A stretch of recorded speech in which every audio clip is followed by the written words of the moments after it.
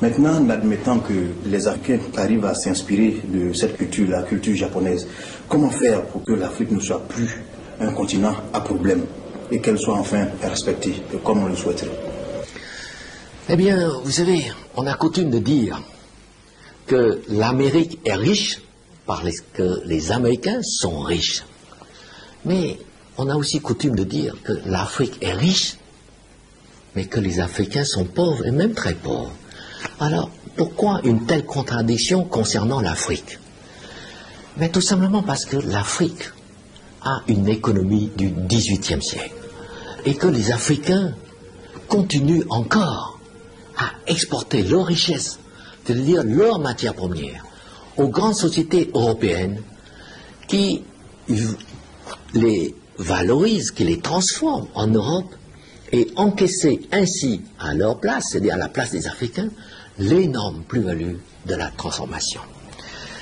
On peut alors dire que l'Afrique a certes acquis l'indépendance politique, mais pas son indépendance économique. Et pour cela, prenons l'exemple du café. Vous savez que le cours du café vert, fixé à Londres, a baissé de 80% en 8 ans.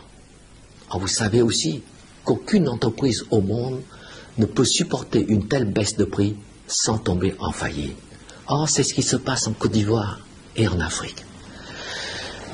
Pire, sur le prix actuel de 370 francs CAF par kilo, CAF ça veut dire coût, assurance et fret, il faut encore enlever les frais des intermédiaires et de transport maritime. Il ne reste donc que 200 francs à peine par kilo à l'Afrique.